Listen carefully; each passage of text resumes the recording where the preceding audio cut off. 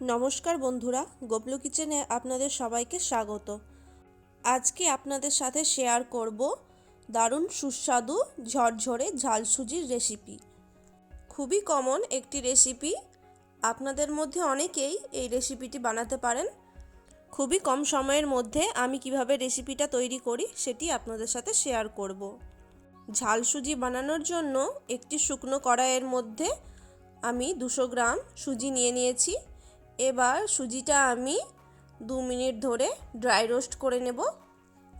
এবার কড়াইয়ের মধ্যে 4 টিস্পুনের মতো সাদা তেল দিয়ে দেব। তেলটা ভালো করে গরম হয়ে গেলে ওর মধ্যে 70 গ্রামের মতো চীনাবাদাম দিয়ে দেব। চীনাবাদামগুলো 2 থেকে 3 মিনিট ভালো করে ভেজে নেব।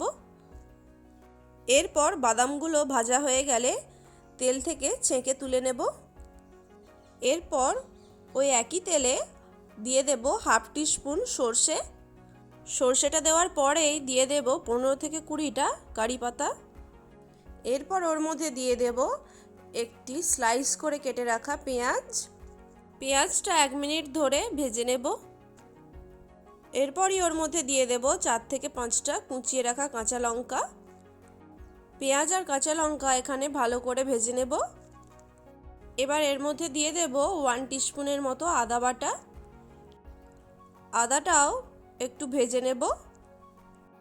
সব কিছু ভালো করে নেড়ে চেড়ে নেব। এবার ওর মধ্যে দিয়ে দেব ছোট ছোট করে টুকরো করে রাখা আলু।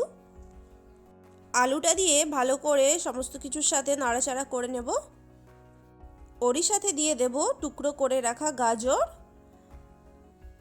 দিয়ে দেব ক্যাপসিকাম, ওরই সাথে দিয়ে দেব কিছুটা পরিমাণে মটরশুঁটি।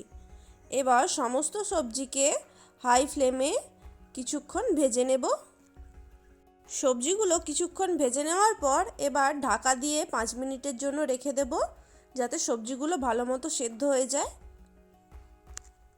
5 মিনিট পর ঢাকা খুলে নিয়েছি। সবজিগুলো ভালো মতো সেদ্ধ হয়ে গেছে। দেখুন, এখানের মধ্যে একটা আলু কেটে দেখিয়ে দিচ্ছি কতটা সুন্দর সেদ্ধ হয়েছে। এবার এর মধ্যে দিয়ে দেব টমেটো কুচি। টমেটোটাও বাকি সবজির সাথে ভালো করে মিশিয়ে নেব। সমস্ত কিছু একবার ভালো করে মিশিয়ে নিয়ে এবার ওর মধ্যে দিয়ে দেব হাফ টিস্পুন লবণ, 1/4 টিস্পুন চিনি এবং হাফ টিস্পুন হলুদ গুঁড়ো। এখানে হলুদের পরিমাণটা কম বেশিও করা যেতে পারে, অথবা হলুদটা এখানে না দিলেও চলবে। সমস্ত কিছু ভালো করে মিশিয়ে নেওয়ার পর এবার ওর মধ্যে ভেজে রাখা সুজিটা দিয়ে দিচ্ছি। সুজিটা দিয়ে সবজিগুলোর মধ্যে ভালো করে মিশিয়ে দেব। 2 থেকে 3 মিনিটের মতো সুজিটা সমস্ত কিছুর সাথে ভালো করে মিশিয়ে নেব। এরপর সুজিটা সেদ্ধ হওয়ার জন্য ওতে আমি অল্প অল্প করে জল দিয়ে দেব।